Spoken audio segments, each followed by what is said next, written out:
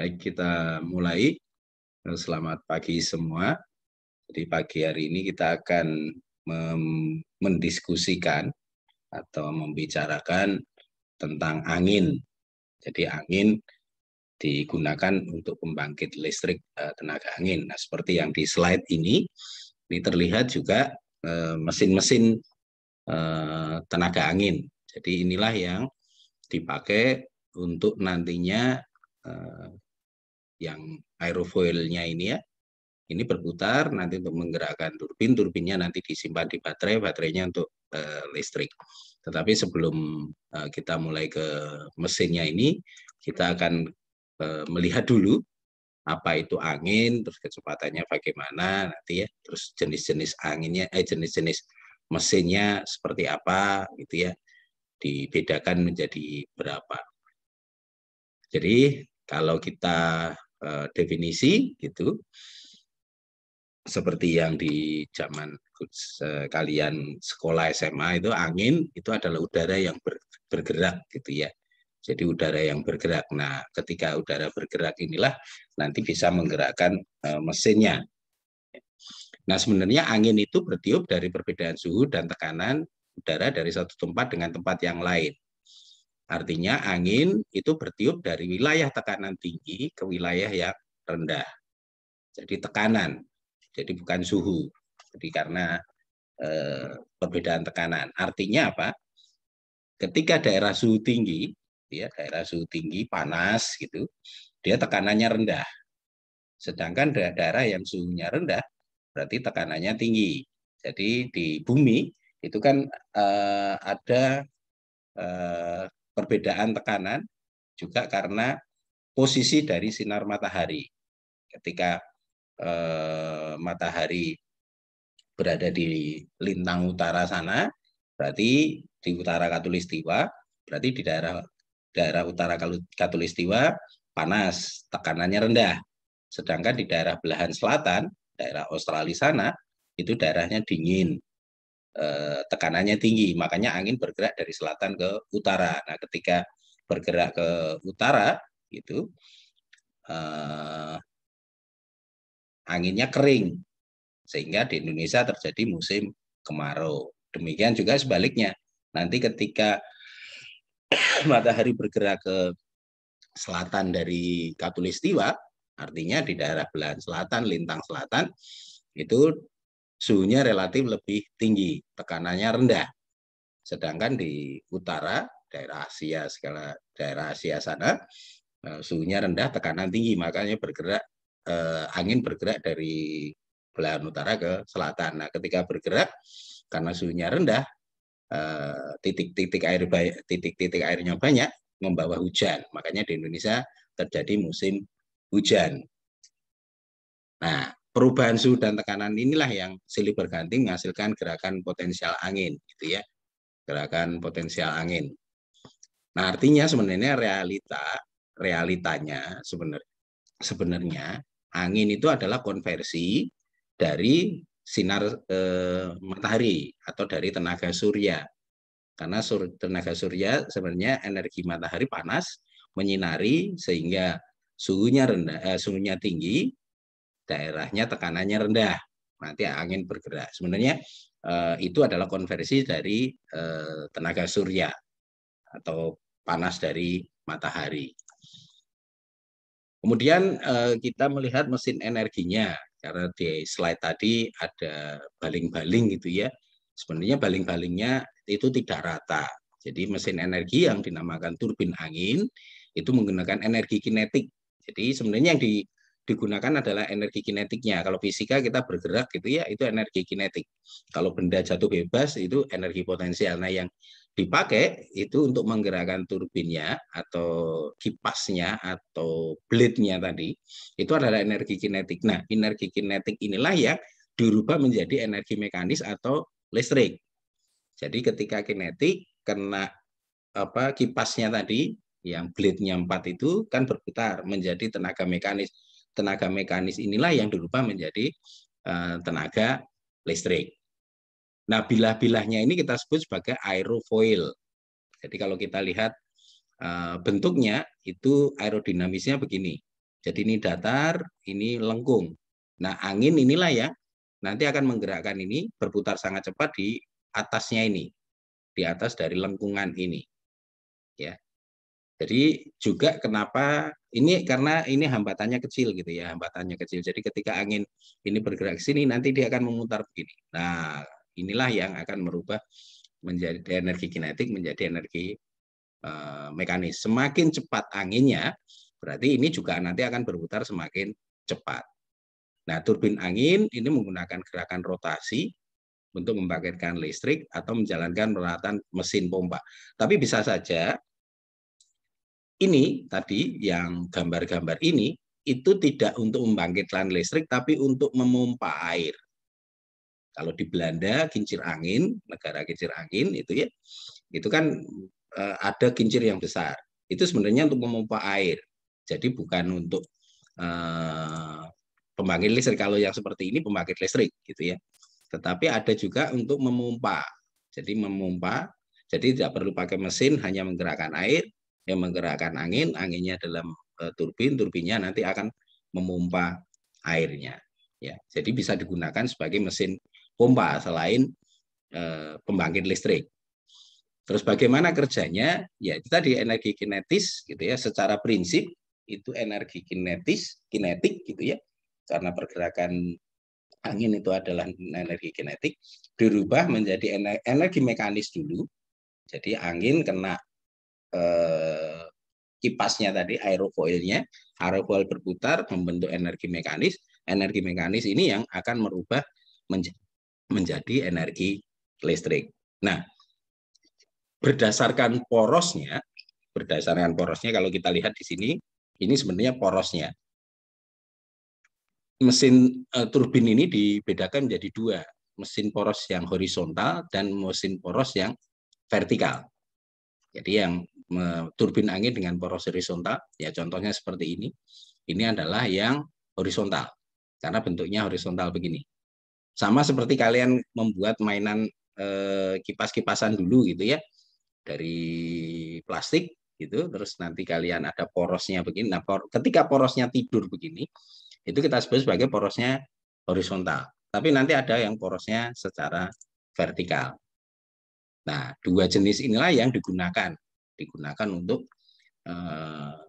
mesin turbinnya. Ini turbin angin adalah bagian dari sistem yang lebih besar, komponen lainnya dinamakan komponen penyeimbang, sistem balance of system, dan beberapa jenis tergantung sistem. Nah, kalau di mesin pembangkit listrik ini, peran di geologinya di mana? Ya bisa saja mengukur kecepatan angin, arahnya kemana. Selain itu, untuk menanam pondasinya ini. Pondasi dari tiang-tiang ininya, ini peran dari geologi. Jangan sampai nanti tiangnya ini kalian tempatkan di batuan yang lunak gitu ya. Ketika batuan lunak ini bergerak dengan kecepatan tinggi, misalnya ketika anginnya bertiup kencang, ketika ini bergerak tinggi, ini ada getaran di sini, karena getaran dia akan biasanya juga bisa akan lepas bisa ambruk gitu ya. Peran kita di situ. Jadi kalau kita mengukur kecepatan angin, arah anginnya itu sama seperti mengukur kekar gitu. Tetapi yang diukur hanya azimutnya. Oh, arah anginnya ke sana. Nanti ukur ya. Kemudian jenis sistemnya. Jadi kalau sistemnya itu ada 3. Jadi yang sistem terhubung ke jaringan PLN langsung.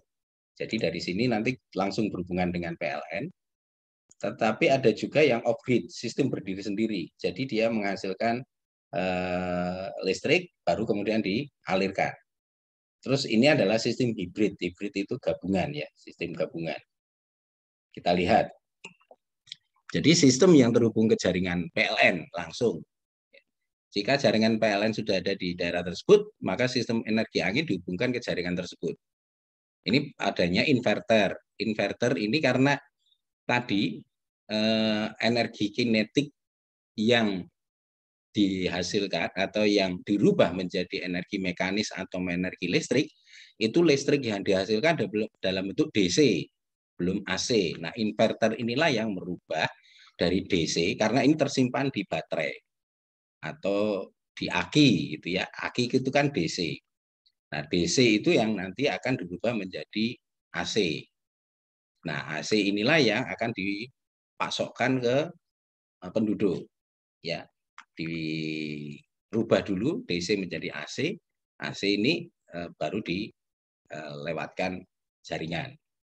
Kemudian ada meteran ini untuk mengukur energi listrik yang dipasok oleh jaringan tadi.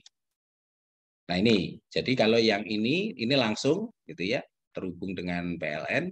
Jadi ini turbin angin, kemudian inverter karena ini tadi masih dalam bentuk DC, energi listriknya dirubah menjadi AC, AC kemeteran dihubungkan dengan PLN, jaringan PLN, terus ini disalurkan ke penduduk-penduduk gitu ya, menjadi beban. Ini yang sistem langsung berhubung dengan PLN gitu ya kalau ada, tapi kadang kan di daerah terpencil belum ada jaringan PLN. Nah, ketika belum ada ya kita yang memakai yang off grid atau berdiri sendiri. Ini tanpa topangan eksterior sangat sesuai untuk daerah terpencil ya ini ya, off grid atau sistem berdiri sendiri. Kita lihat, nah jadi ini turbinnya, kemudian ini inverternya, kemudian ini baterainya gitu ya, baterai penyimpan listriknya masih dalam bentuk DC, terus kemudian dirubah menjadi AC, AC disimpan dalam bentuk trafo, terus ini ada generator cadangan, apabila ini mati, ini kan masih berfungsi, nah dari sini nanti bisa dialirkan. Nah kalau kita lihat di sini kan tidak terhubung sama jaringan PLN, jadi bisa ini menghasilkan jaringan sendiri, jadi nanti dibikin jaringan sendiri, ya jaringan sendiri. Ini yang sistem off grid atau berdiri sendiri. Generator cadangan ini untuk berfungsinya kalau misalnya di sini listriknya mati, trafonya gitu ya, trafonya mati masih kita punya dari sini untuk menghidupi ke penduduk yang dalam bentuk listrik. Sistem hibrid ini di turbin angin ini sebaiknya digunakan dengan sumber-sumber energi lain. Bisa pembangkit voltase, terus kemudian generator diesel, ini meningkatkan produksi. Kemudian juga menurunkan risiko kekurangan energi. Maksudnya begini, ketika energi kinetik tadi dirubah oleh mesin turbin menjadi DC, kecepatan angin misalnya nanti tidak konstan, kadang dia cepat, kadang rendah gitu ya. Ketika dia kecepatannya rendah kan tidak menghasilkan listrik, makanya ditambah dengan yang lainnya. Nah, kalau di sini ditambah sama solar cell. Jadi dari sini menghasilkan listrik apabila di sini nanti kekurangan gitu ya, ini mesin turbinnya kecepatan anginnya tidak konstan. Ketika mesin turbinnya kecepatan angin tidak konstan, ada kecepatan angin yang rendah, dia tidak bisa menghasilkan energi listrik. Nah, ditopang dengan yang ini, ditambah dengan energi solar cell atau pembangkit listrik tenaga surya. Nanti kita diskusikan sendiri. Sistemnya masih sama, jadi ada baterainya, ada inverternya, merubah dari DC ke AC, ada trafo, kemudian ada generator cadangan, baru dialirkan ke penduduk. Nah ini gunanya untuk menambah ketika di sini kekurangan listrik, gitu ya. Jadi ada cadangannya, ada cadangannya. Nah, ini ada modul surya atau panel surya. Ada istilah-istilahnya, ada bank baterai tadi ya, di bank baterai ini sebenarnya bank baterai gitu ya, tempat penyimpanan listrik. Terus kemudian ada baterai charge controller, ini melindungi baterai dan mengatur charge atau discharge-nya. Jadi untuk mengatur ketika listrik yang masuk di sini, yang dari mesin ini sudah habis atau belum gitu ya. Nah, nanti di sini baterai inverter. Ini baterai controller. Inverter tadi merubah DC ke AC, terus kemudian ada namanya juga rectifier. Ini mengonversi energi AC yang dihasilkan DC disimpan dalam baterai. Ketika melebihi, nanti bisa disimpan di dalam baterai ini. Itu namanya rectifier. Ini istilah-istilah saja di pembangkit listriknya. Tapi pada prinsipnya adalah mesin ini, turbin anginnya ini. Jadi turbin anginnya ini yang merubah energi kinetik menjadi energi mekanis atau listrik, disimpan dalam baterai, baterai baru dialirkan ke penduduk. Nah, ini cocok kalau di daerah-daerah yang jaringan listrik PLN belum masuk di daerah tersebut. Terus mengapa kita menggunakan turbin angin? Ya, turbin angin kapasitas kecil itu bisa menghasilkan 3 kW, yang kapasitas 3 kW ini mampu menghasilkan listrik hingga 7.000 kW per hour per tahun. Kilowatt hour per tahun. Nah, mesin yang kapasitas kecil aja 3 kW kita bisa menghasilkan 7.000. Tetapi nanti akan kita lihat itu besarnya biayanya. Kemudian dari sumber energinya cuma-cuma gitu ya, angin ada terus di Indonesia. Hanya saja kecepatannya yang mungkin berubah-ubah gitu ya, tidak konstan. Terus kemudian kalau ini dipadukan tenaga angin dipadukan dengan tenaga surya gitu ya, ini bisa memperlama usia dari baterai banknya. Karena kalau arus listriknya yang DC tidak konstan, nanti juga bisa menyebabkan baterainya cepat habis, cepat rusak. Tetapi kalau ada pasokan energi yang ditambah tadi, tenaga surya yang hybrid tadi, ini juga lifetime-nya juga akan lebih lama. Terus kemudian dampak minimal lingkungan dan dampak minimal pada lingkungan, ya jelas, karena tidak perlu bahan bakar gitu ya, tidak mengeluarkan emisi CO2 gitu ya. Jadi ramah terhadap lingkungan. Terus kemudian juga tidak akan menghasilkan limbah atau emisi gas, terutama gas CO. Ya, paling hanya butuh luasan berapa sih untuk mendirikan tiangnya saja. Ini jadi kalau kita pakai turbin angin kapasitas yang 3 kW gitu, ini menghindari emisi CO2 hingga 5 ton per tahun. Ya. Berbeda dengan pembangkit-pembangkit listrik misalnya tenaga minyak bumi, diesel atau dari batu bara, emisi CO2-nya tinggi, ya, emisi CO2-nya. Nah, ini yang kita kurangi. Jadi ini salah satu pembangkit listrik yang green, ya, yang ramah terhadap lingkungan. Kemudian hanya memerlukan sebidang tanah berukuran kecil, ya mungkin bisa saja berapa ya, 2 meter kali 2 meter, hanya untuk mendirikan tiangnya, ya.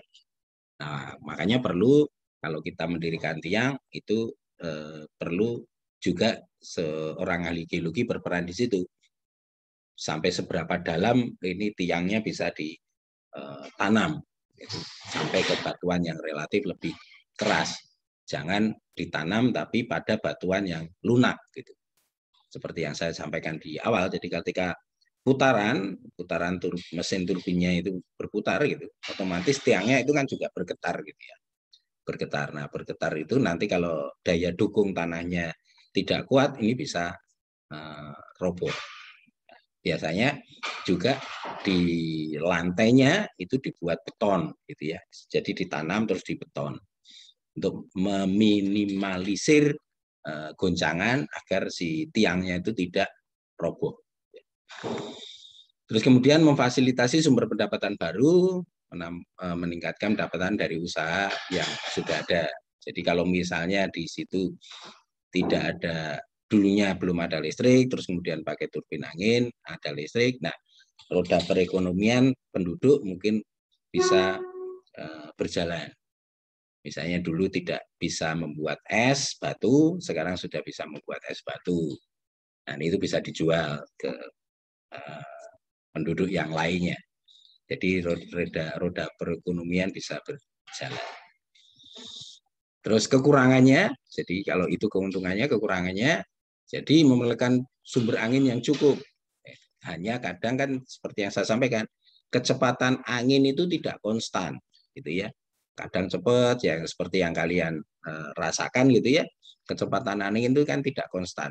Nah, ketika tidak konstan itulah yang kadang listrik yang dihasilkan itu tidak stabil.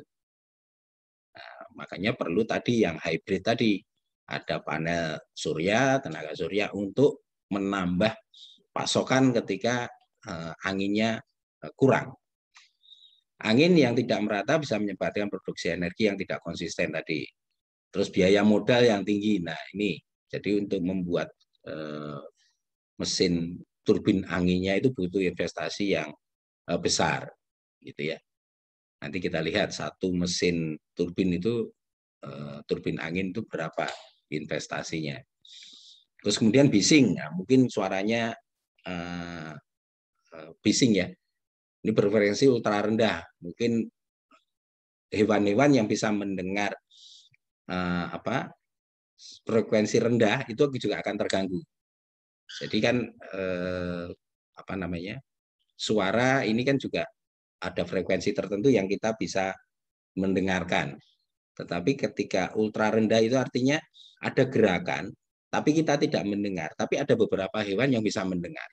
Nah itu juga bisa apa namanya, mengganggu hewan tersebut. Mungkin hewan ternaknya dia tidak tenang akhirnya karena terganggu suara dari putaran turbin anginnya tadi. Kerusakan petir dan burung yang bermigrasi. Petir ya karena ini posisi tinggi gitu ya. Jadi tiangnya tinggi, kalau rendah kan nanti putarannya bisa membahayakan. Karena tinggi, nah resikonya kena petir. Ya, kena petir. Terus kemudian kadang kalau kita lihat itu ada burung-burung migrasi. Nah, burung kalau dia lewat, nah itu bisa menabrak di situ, burungnya bisa mati, tapi si mesin turbinnya juga bisa rusak. Ini kekurangannya.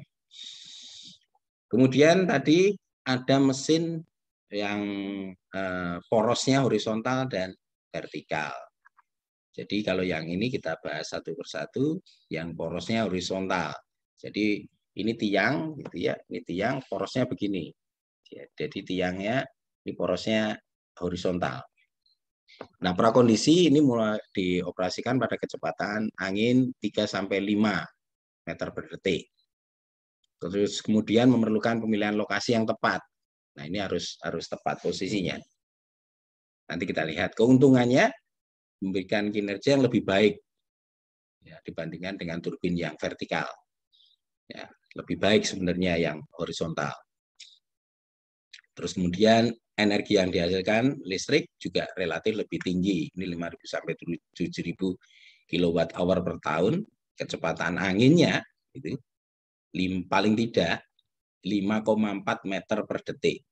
Jadi kan relatif lebih kenceng ya anginnya gitu. Ini kekurangan, nah ini memerlukan kecepatan angin yang lebih tinggi.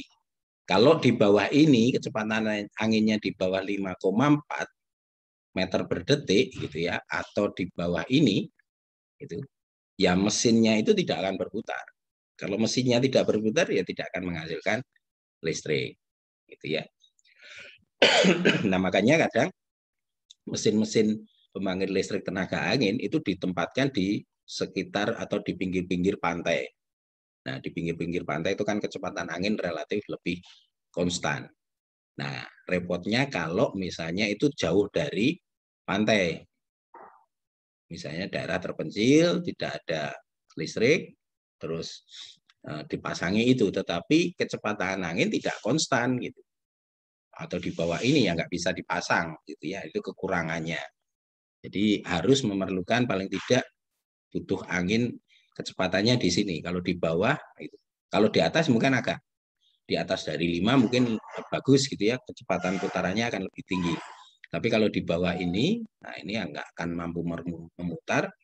Kalau nggak mampu memutar mesinnya, turbinnya, tidak dapat menghasilkan listrik. Kalau itu dibiarkan terus kan lama-lama rusak. Ya.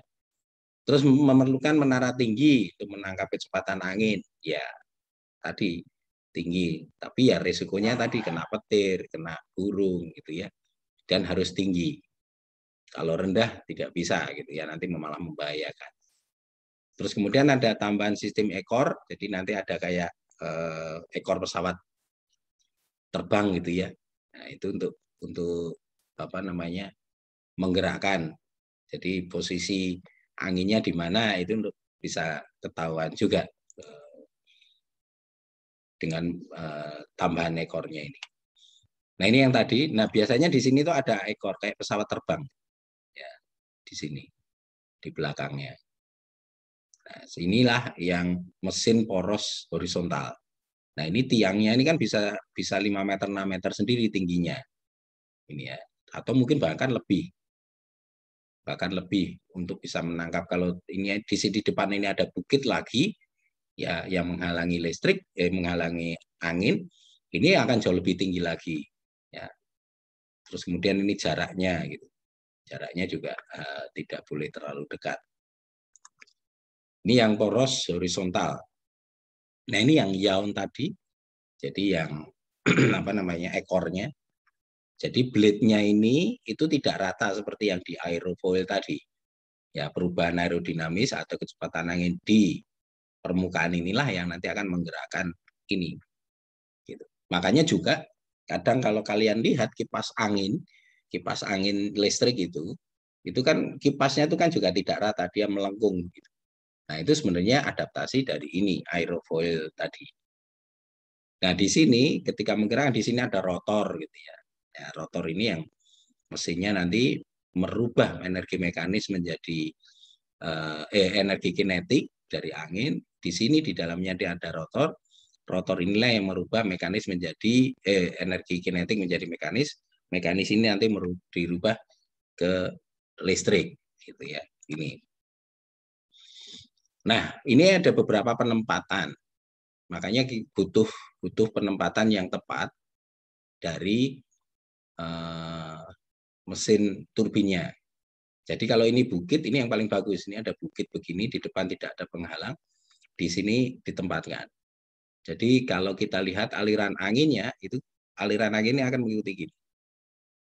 Nah, biasanya kalau di belakang ini ada namanya turbulensi. Kalau ini kan anginnya laminer gitu ya, sejajar. Gitu. Tapi begitu ini mutar, di sini ada turbulensi.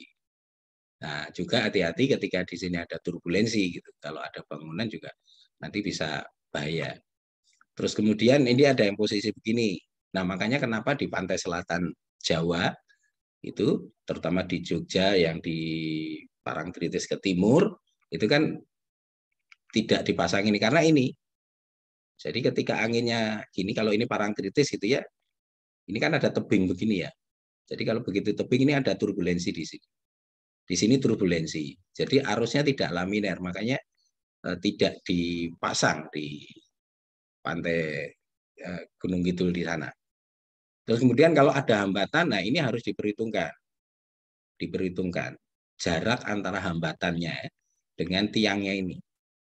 Paling tidak ada 10 kali dari tingginya. Kalau ini tingginya 10 meter, berarti jarak hambatannya dari sini ke sana itu 10 kali 10, ada 100 meter.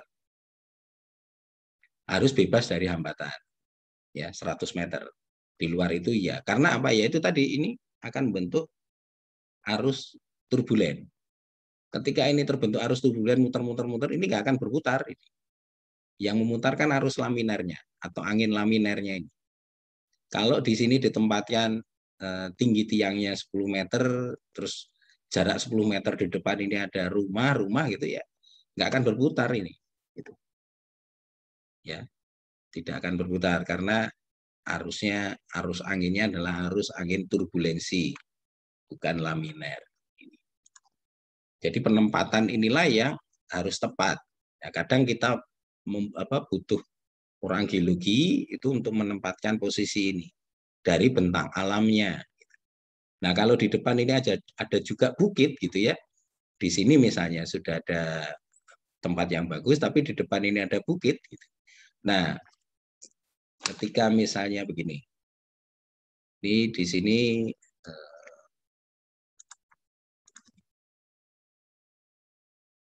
misalnya kalau dari secara sisi geomorfologi, misalnya ini ada bukit,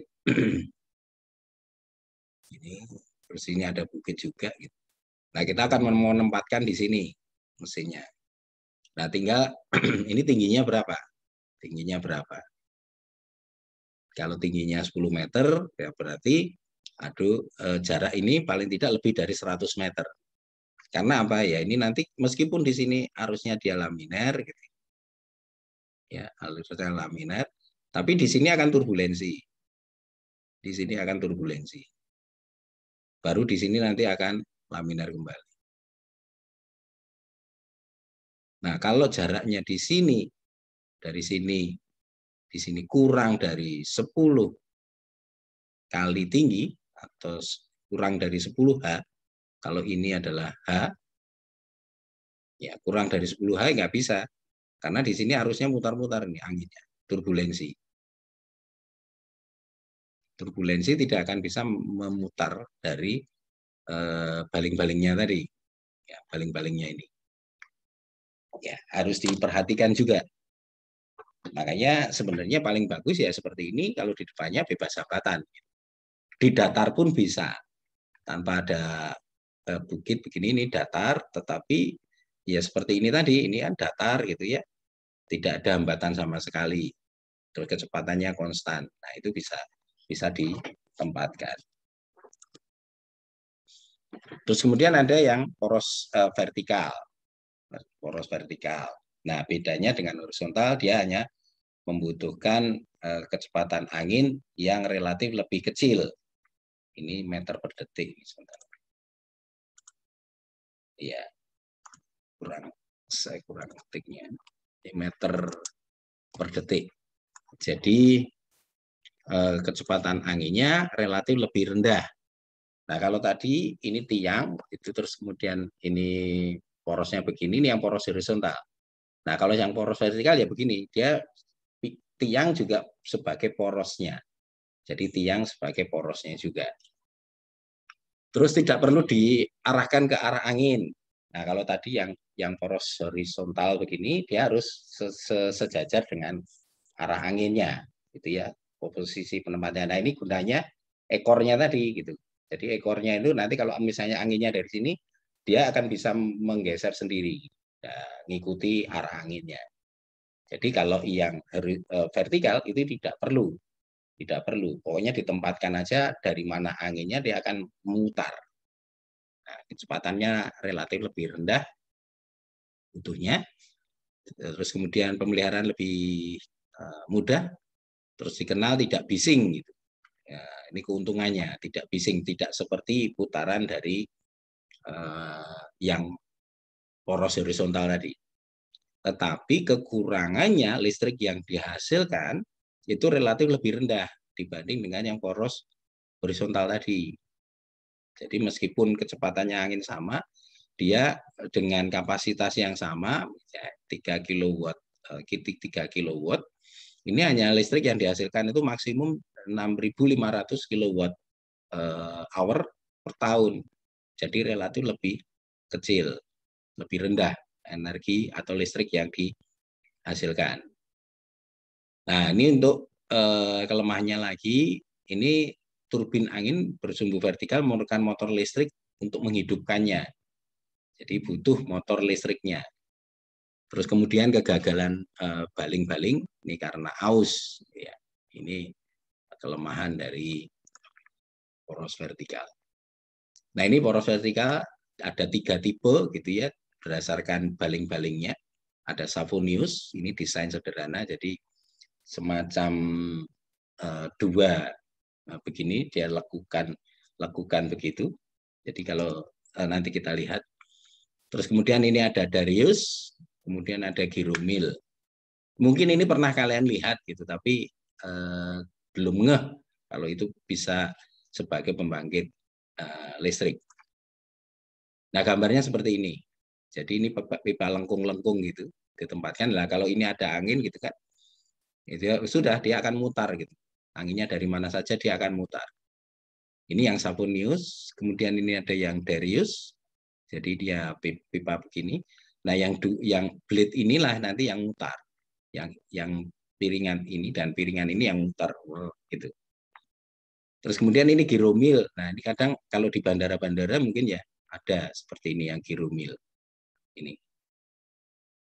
Ini sebenarnya mesin pembangkit listrik gitu, tenaga angin. Tapi mungkin bayangan kalian, saya juga baru melihat itu. Bayangan saya ini untuk radar gitu. Tapi nggak tahunya ini sebagai pembangkit listrik yang model giromil. Terus bagaimana mengukur kecepatan angin? Jadi kalau kita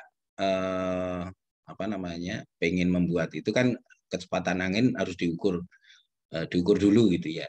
Dan tidak diukurnya hanya sekali, tidak.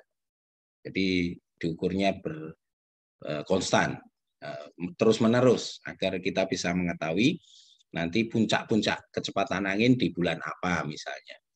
Terus di hari keberapa. Nah, bagaimana mengukurnya? Dengan alat namanya anemometer. Ini anemometer.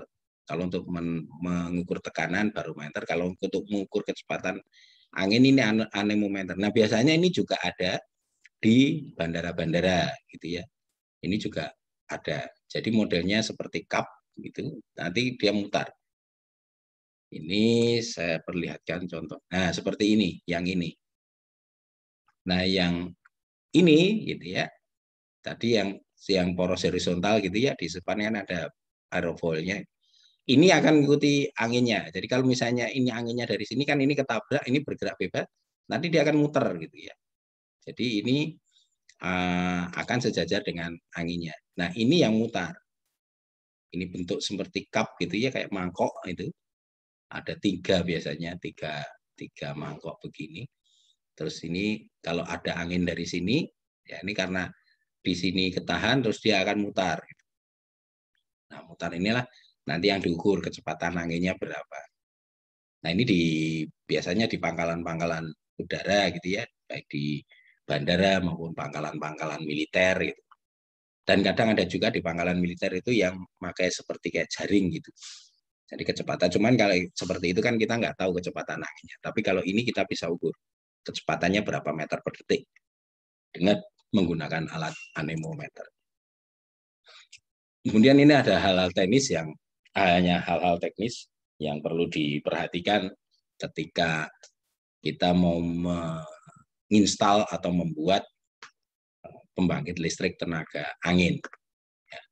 Kecepatan angin perlu dipertimbangkan.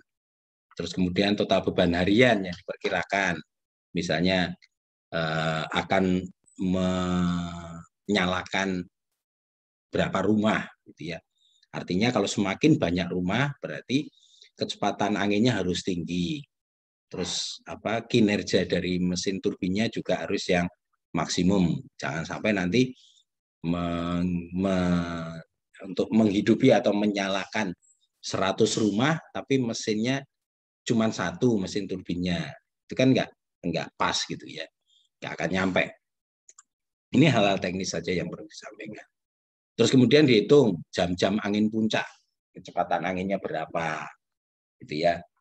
Di mana kecepatan angin ini dihitung dari turbin tersebut, biasanya 11 sampai 12 meter per detik. Terus kemudian membagi jam-jam puncak. Jangan sampai nanti ketika sudah tersedia listrik maksimum itu, tapi bebannya yang disalurkan itu jauh lebih tinggi, ya nggak akan cukup listriknya. Kemudian ini contoh perhitungannya, kalau misalnya beban harian ini adalah 10.000 watt hour, di mana 30%-nya diperoleh dari turbin angin. Nah, butuh yang listrik yang kita butuhkan dari mesin turbin angin itu paling tidak 1.920 kilowatt hour per tahun. Ngitungnya adalah 10.000 ini bebannya yang akan sebagai beban. Terus 30% ini penyumbangnya, terus ini 1,5 pengalinya. Jadi butuh sehari itu adalah listriknya watt hour, 5.250 watt hour per hari. Jadi kalau dibuat tahun ini 1.920 kilowatt hour. Jangan sampai nanti salah kita. Terus kemudian kecepatan angin rata-rata 3 meter per detik. Kalau 3 meter per detik kita pakai yang poros vertikal. Tapi kalau di atas 5 kita bisa pakai yang horizontal. Hanya yang satu poros ini berapa yang kita butuhkan gitu ya. Jadi angin-angin puncaknya itu adalah jam angin puncak adalah jam 6 ini ya, kecepatannya 6. Ini puncaknya. Caranya hitung ya 3, ini 3 meter per detik dalam sehari, berarti kali 24. Terus kemudian kecepatan angin yang diukur itu 12 meter. Jadi kita bisa melihat puncak dari kecepatan anginnya itu adalah 6 meter per detik. Kemudian ukuran turbin yang diperlukan yang tadi, yang bebannya ini dibagi 6. Jadi butuh yang 875 watt. Nah, kalau misalnya turbin anginnya kapasitas 1 kilowatt, ini perlu diadaptasi agar bisa menghasilkan bebannya. Jadi bebannya sama, jangan sampai nanti kita pakai yang kapasitas 1 kilowatt, tapi di sini jauh lebih besar gitu ya. Jadi yang nggak akan bisa teraliri. Makanya harus dihitung jelimet kalau turbin angin. Karena nanti tergantung juga investasinya. Gitu ya. Terus kemudian kalau turbin angin vertikal kapasitas 1 kilowatt akan menghasilkan 250 sampai 900 kilowatt hour per tahun. Ini kecepatan angin 3. Nah, kalau misalnya kalau kita lihat dengan mesin 1 kapasitas 1 kilowatt poros vertikal kecepatan angin sini yang dihasilkan hanya 900 kilowatt sementara kebutuhannya 1920 kilowatt. Ini satu mesin, berarti paling tidak butuh 2. Ya, butuh 2 menara yang vertikal. Jadi seperti itu.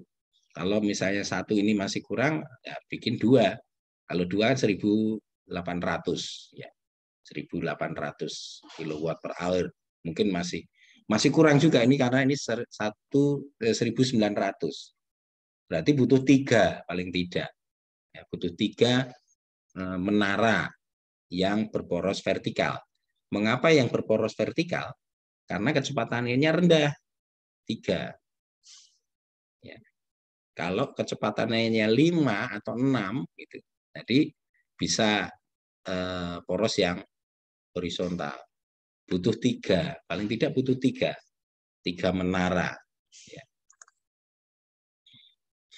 Kemudian turbin angin yang horizontal 1 kilowatt ini bisa menghasilkan 400 sampai 500 kilowatt per hour dengan kecepatan ini ya.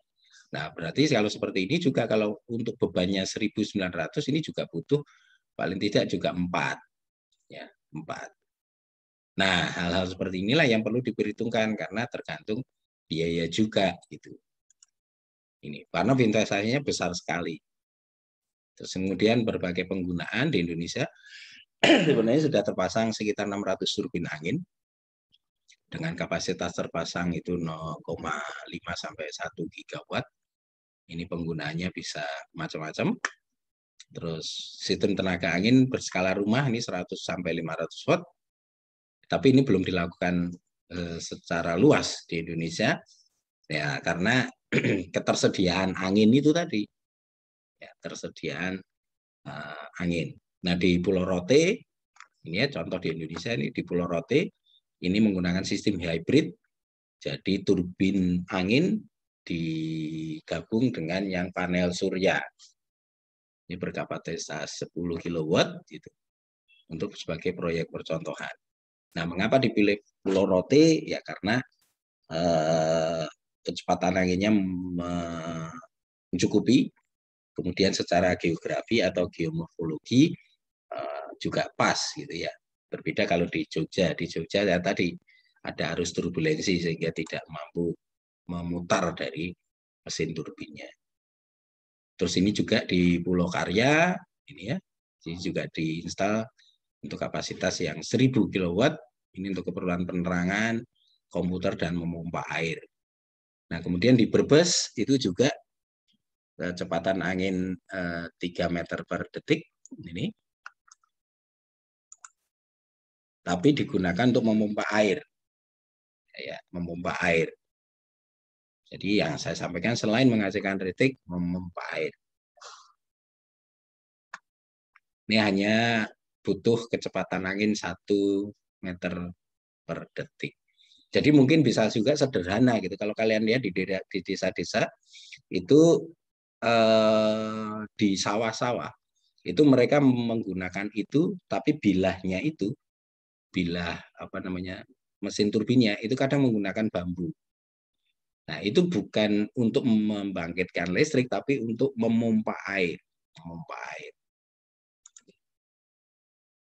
Ini berbagai penggunaannya, penggunaan tenaga listrik ini ya. Kalau skala rumah ya ini, terus skala pemukiman, terus untuk yang kegiatan sosial gitu. Terus yang perlu diingat gitu ya, turbin yang baik horizontal dan vertikal kegunaannya sama, tapi kecepatannya yang harus kecepatannya berbeda antara kecepatan anginnya. Makanya harus dipilih yang tepat agar tidak salah nanti kecepatan angin rendah, tetapi kita memakainya yang poros horizontal, yang nggak akan berputar. Kita sudah investasi, tetapi tidak menghasilkan apa-apa. Nah, lihat ini, harga turbin angin itu berkisar 54 sampai 200 juta. Nah, kalau misalnya ada mesin turbinnya atau menaranya 5, gitu ya, kalau kita ambil yang 200 juta, itu sudah hampir 1 M. Terus kemudian harga turbin ini hanya merupakan 15% dari 15 sampai 45% dari total menginstal. Kemudian pasokannya, patokan umum, ya sistem tenaga angin 9 juta dan 45 juta per kilowatt. Nah, harga inilah yang kadang terlalu tinggi. Makanya mungkin antara investasi dengan yang kegunaan, dia banyak yang investasi. Makanya jarang atau di Indonesia sedikit sekali menggunakan mesin pembangkit listrik tenaga angin. Jadi karena biaya operasionalnya besar, kemudian daya jualnya rendah gitu ya, yang investasi juga nggak balik modal. Gitu ya. Tetapi ini juga salah satu energi alternatif untuk terbarukan. Jadi selama ada angin bisa kita pakai. Mungkin nanti suatu saat kalau minyak dan batu bara sudah habis, kita juga akan memakai energi angin sebagai pembangkit listriknya. Nah, bayangkan kalau misalnya ini digunakan sebagai pembangkit listrik, misalnya se-Jawa saja, butuh berapa mesin turbin anginnya tadi. Ya, jadi sementara kecepatan angin tidak konstan, gitu ya. Butuh berapa? Jadi jangan-jangan nanti sepanjang Pulau Jawa itu kalau misalnya nanti beralih energinya menjadi tenaga angin, itu juga butuh menara sepanjang Pulau Jawa. Nah, itu baik terkait dengan energi terbarukan, salah satunya adalah energi angin. Tapi ini salah satu energi alternatif ya untuk pembangkit listrik. Makanya ini saya bagus sambil gambar ini filosofinya. Ini adalah nanti future gitu ya. Di akhir ini kan matahari tenggelam, itu artinya nantinya itu mungkin kita akan memakai mesin-mesin pembangkit listrik tenaga angin seperti ini. Baik, itu yang bisa saya sampaikan. Silahkan kalau ada yang mau ditanyakan.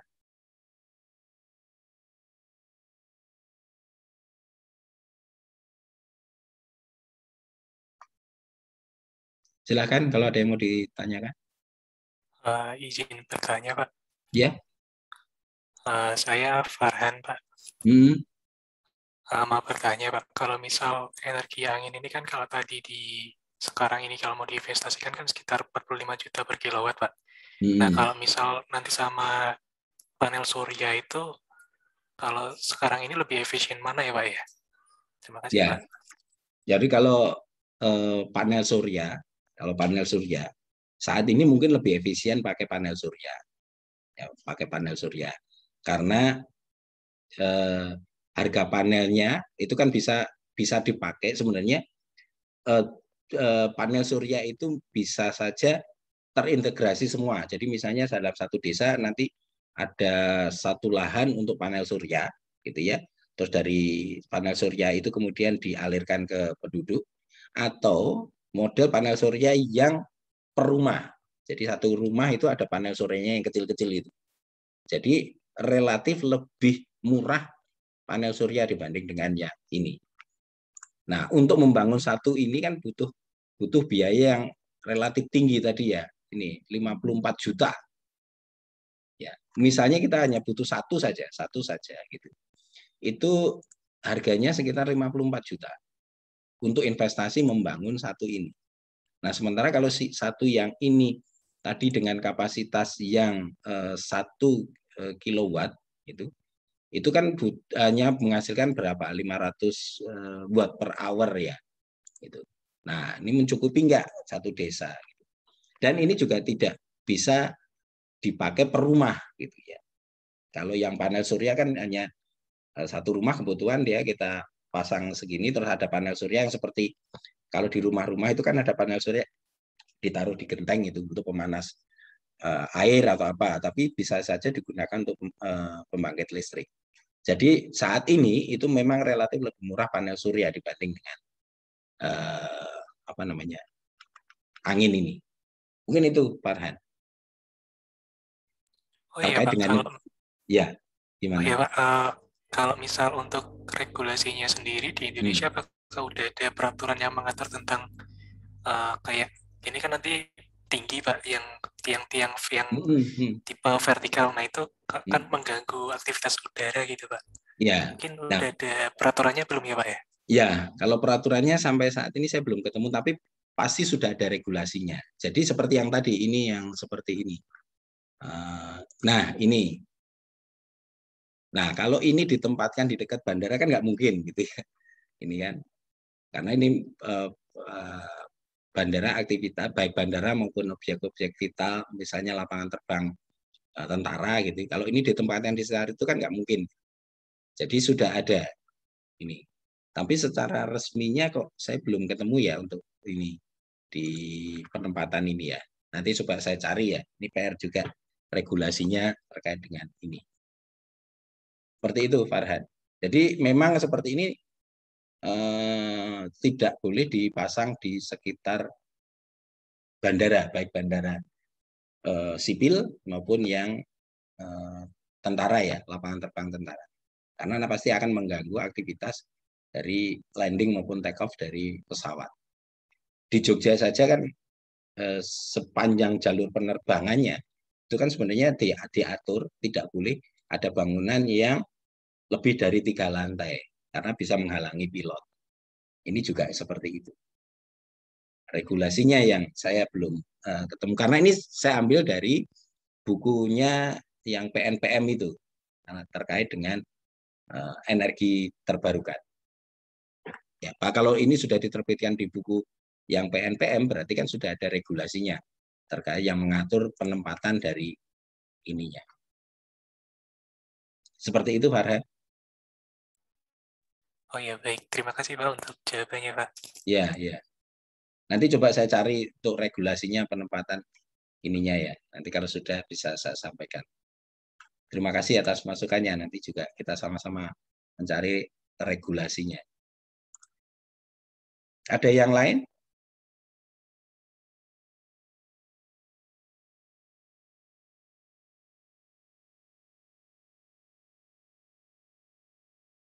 Cukup ya untuk materinya? Cukup jelas?